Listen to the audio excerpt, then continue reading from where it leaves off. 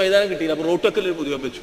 സഹിച്ചൂടാ, അയ്യോ റോട്ടൊക്കിൽ മാർസിസ്റ്റേര് പൊതുയോഗം വെച്ചു. കാറ് പോവാത്ത റോട്ടിൽ സ്റ്റേജ് കെട്ടി, കുടുങ്ങിയില്ലേ മനുഷ്യൻ?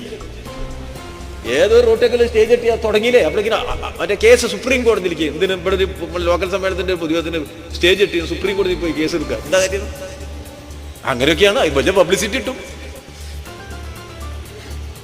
എന്തൊരു ട്രാഫിക് ജാം! അല്ലെങ്കിൽ അവിടെ ട്രാഫിക് ജാം ഉണ്ടാവില്ലേ? ഇപ്പൊ ഇന്ന് ഇവിടെ ഒരു ട്രാഫിക് ജാം ഉണ്ട് നമ്മളെ പൊതുയോഗത്തിൽ നിന്ന്. അല്ലെങ്കിൽ കേച്ചേരിയിൽ ട്രാഫിക് ജാം ഉണ്ട്. ഞാൻ അതിലെ പോകുന്നുണ്ട്, ഞാൻ ഇടയ്ക്കാണല്ലോ. 10 മനുഷ്യൻ പോകും, എത്ര സ്ഥലം പോരെ?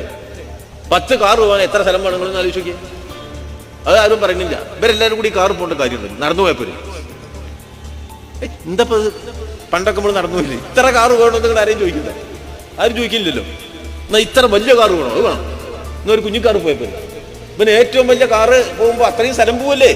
അപ്പോൾ കാറുള്ളോൻ കാറ് പോകുന്നത് പോലെ തന്നെ പാവങ്ങൾക്ക് ഒരു ജാഥ നടത്താനുള്ള സ്വാതന്ത്ര്യം അനുഭവിച്ചു തരണമെന്ന് വളരെ വിനയപൂർവ്വം ഞാൻ അഭ്യർത്ഥിക്കുകയാണ്.